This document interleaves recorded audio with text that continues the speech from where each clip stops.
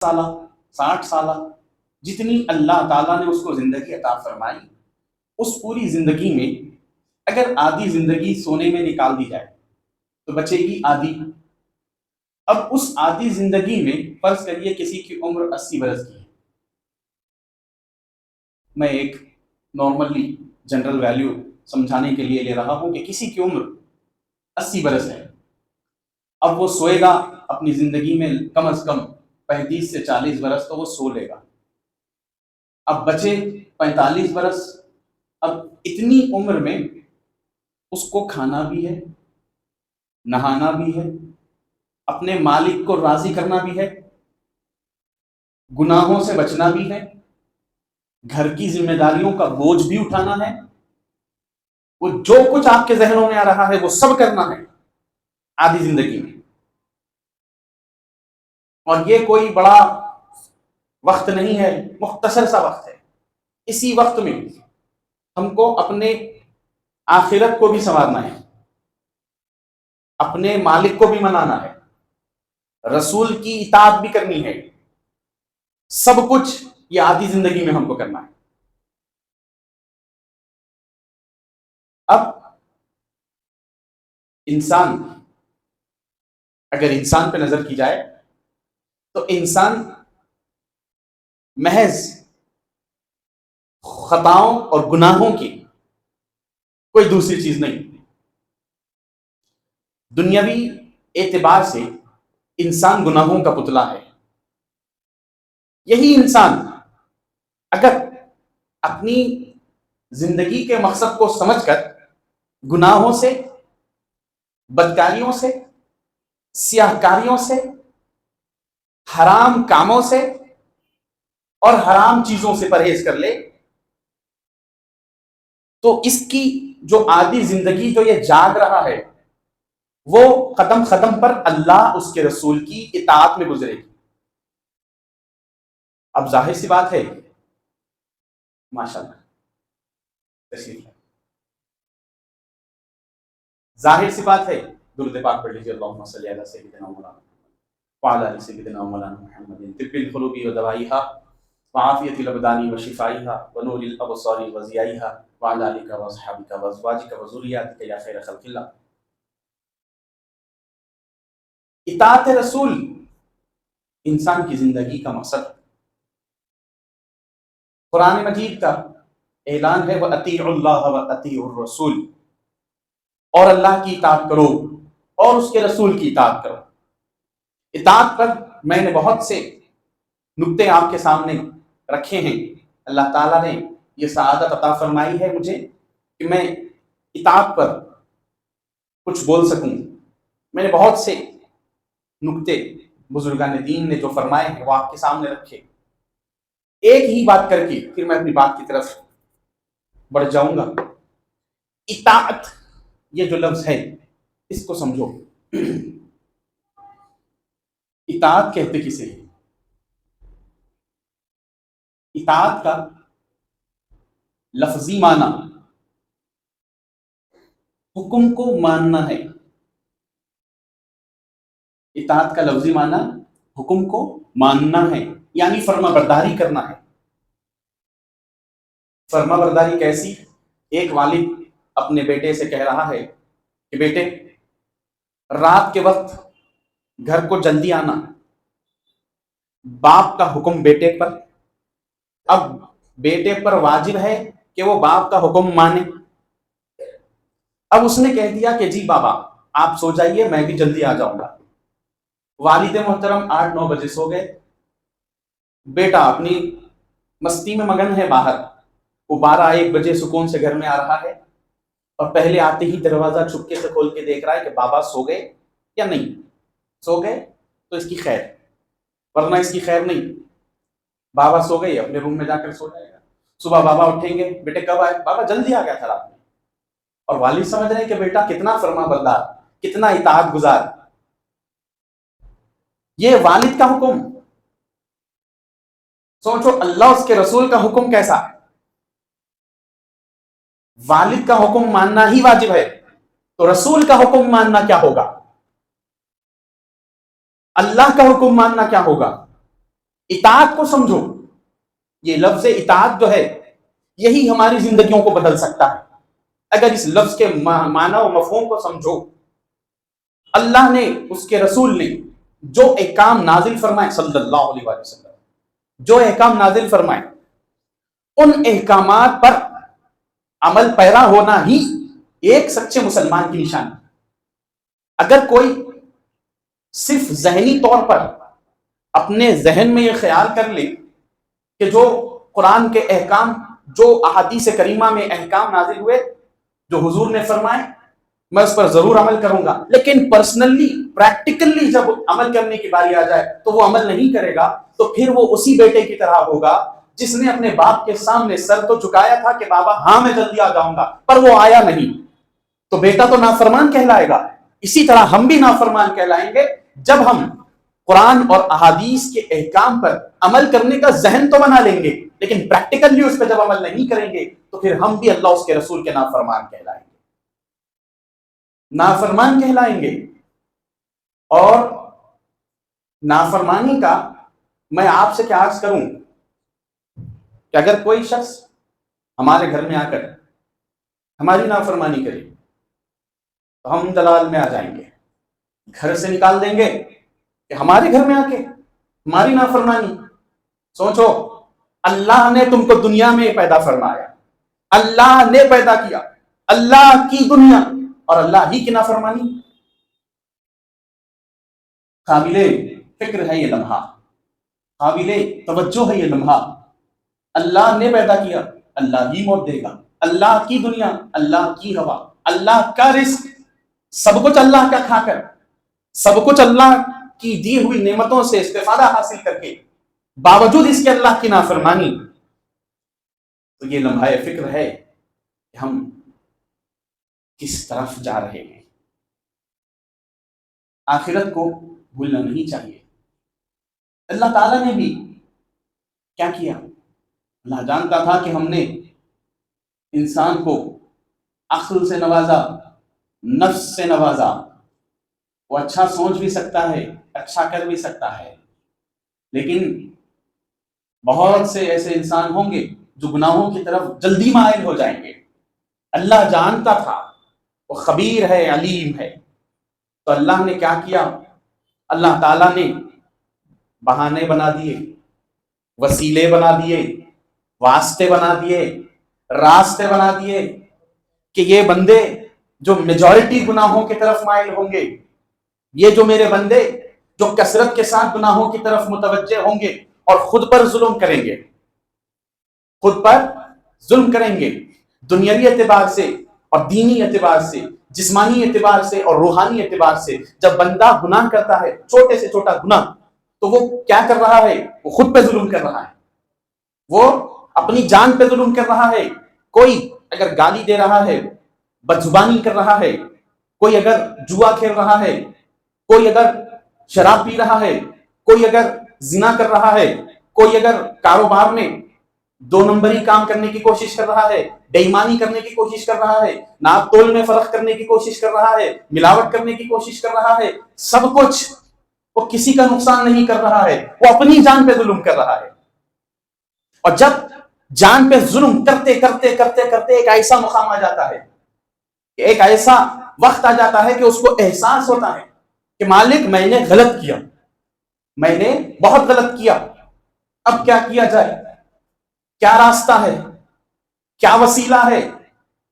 کون سا ذریعہ ہے کہ میرے یہ تمام گناہ معاف کر دیے جائیں اور میں ایک پاک اور شفاف، جس طرح ماں کی گود سے جنم لیا تھا ویسا اگر مجھے ہونا ہے تو میں کیا کروں؟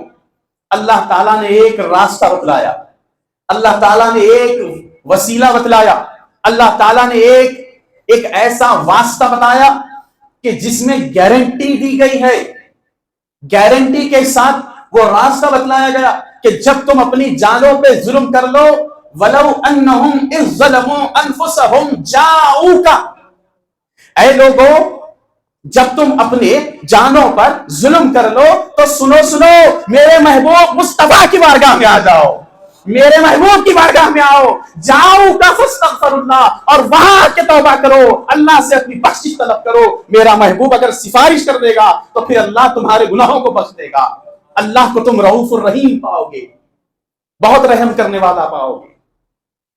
اور یہ ایک راستہ ایسا ہے جس میں گارنٹی دی گئی ہے، گارنٹی دی گئی ہے کہ تم وہاں آ کے توبہ کرو۔ اللہ کے رسول کا جب روزہ بنایا گیا صلی اللہ علیہ وسلم، ایک مرتبہ درود بھیج دیجئے، کیونکہ ہمارا ذکر جو ہے اب تاجدار مدینہ کی گنبد کی طرف رخ کر رہا ہے۔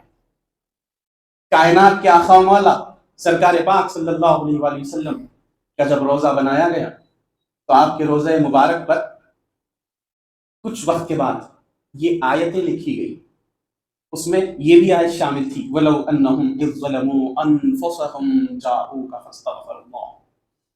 اے لوگوں جب تم اپنی جانوں پہ ظلم کر بیٹھو،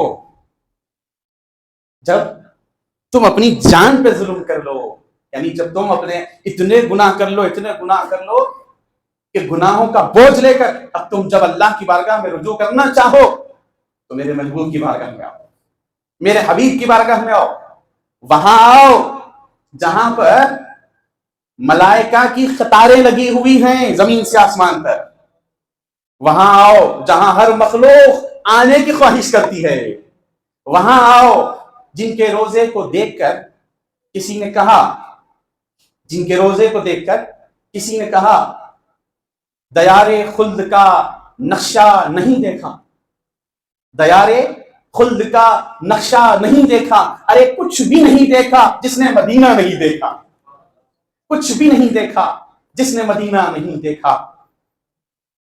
حضور پاک صلی اللہ علیہ وآلہ وسلم کا روزہ اطہر تمام مومنین کے لیے آنکھوں کی ٹھنڈک ہے۔ اللہ تعالی ہم سب کو دیار رسول کی زیارت نصیب فرمائے، حاضری نصیب فرمائے۔ سرکار پاک صلی اللہ علیہ وآلہ وسلم نے ارشاد فرمایا، قال رسول اللہ صلی اللہ علیہ وآلہ وسلم من زار قبری وجبت لہو شفاعتی، جس نے میرے قبر کی زیارت کی اس پر میری شفاعت واجب ہے۔ من زار قبری وجبت لہو شفاعتی۔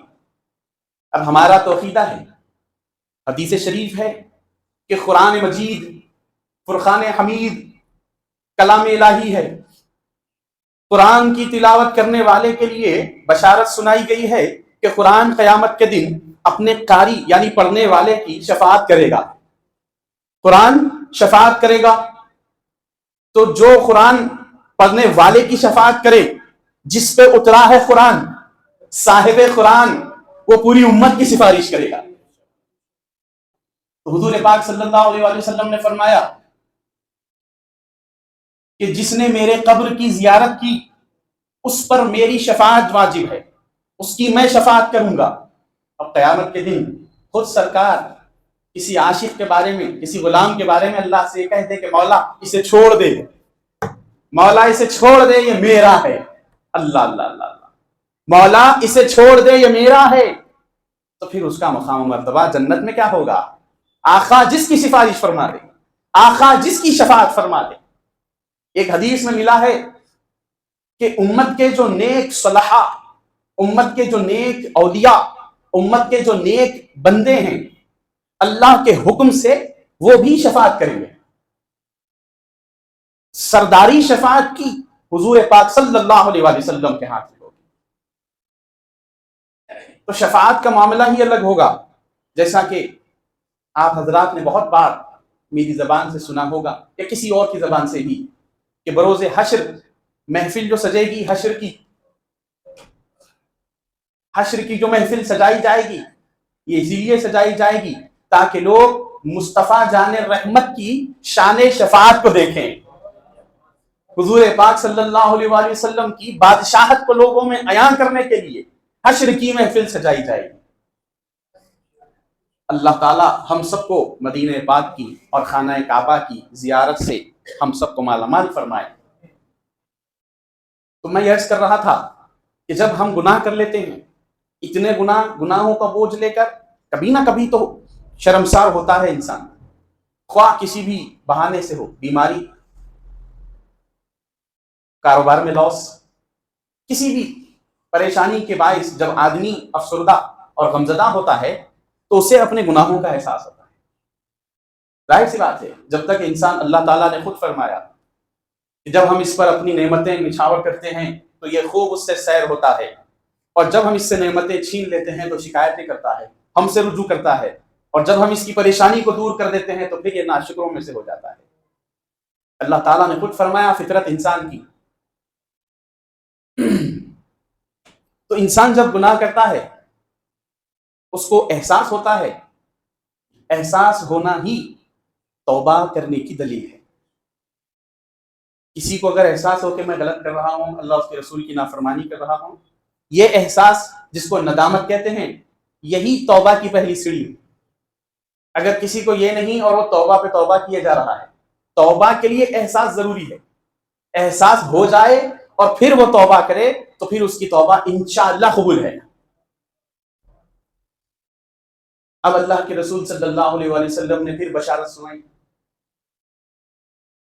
حضور پاک صلی اللہ علیہ وسلم نے فرمایا جو لوگ حج کو جاتے ہیں عمرے کے لیے، جس کو یہ دولت نصیب ہوتی ہے حج اور عمرے کی سعادت سے جو مالا مال ہوتے ہیں، اور جو خواہش رکھتے ہیں اللہ ان کو بھی حج کرنے اور عمرہ کرنے کی، خانہ کعبہ کی اور مدینہ پاک کی زیارت نصیب فرمائے. فرمایا گیا کہ پہلی نظر جب خانہ کعبہ پہ پڑتی ہے اور آدمی جو دعا کرتا ہے وہ مستجاب الدعوات ہوتی ہے، اللہ اس دعا کو ضرور قبول فرماتا ہے. پہلی بات. اور پھر جب بندہ خانہ کعبہ کا طواف کرتا ہے 7 مرتبہ، اللہ کے رسول صلی اللہ علیہ وآلہ وسلم ارشاد فرماتے ہیں کہ وہ گناہوں سے ایسے پاک کر دیا جاتا ہے جیسے ابھی ابھی ماں کی گود سے پیدا کیا گیا. اللہم صلی علی محمد وعلی آل سیدنا و مولانا محمد. اللہ تعالیٰ نے اگرچہ کہ وہ جانتا تھا کہ یہ گناہگار ہیں، بندے خطاؤں کے پتلے ہیں، سیاہ کاریاں کریں گے، بدکاریاں کریں گے، اس کے باوجود بھی اللہ تعالیٰ کی شان رحمت تو دیکھو کہ اللہ تعالیٰ نے وسیلے، راستے، ذریعے بنا دیے کہ تم کچھ بھی کر لو، آنا تو میرے پاس ہی ہے. تو کیوں نہ اپنے گناہوں کو مٹا کے آؤ، کیوں نہ اپنے آپ کو پاک کر کے آؤ، کیوں نہ اپنے آپ کو صاف و شفاف کر کے آؤ. مالک کون سا راستہ ہے؟ فرمایا میرے محبوب کے دیار کی زیارت. عاشق رسول فاضل بریلوی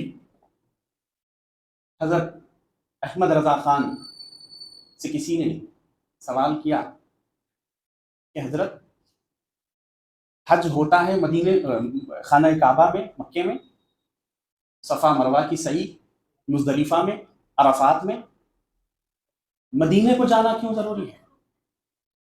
تو حضرت فاضل بریلوی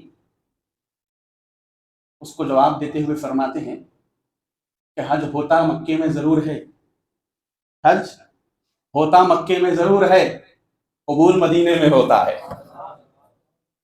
کیا جواب ارشاد فرمایا؟ ہوتا مکے میں ضرور ہے، قبولیت مدینے میں ہوتی ہے، اسی لیے مدینے کو بھیجا جاتا ہے. اللہ کے رسول صلی اللہ علیہ وآلہ وسلم نے ارشاد فرمایا کہ خانہ کعبہ میں یعنی مسجد حرم میں اگر کوئی ایک نماز پڑھ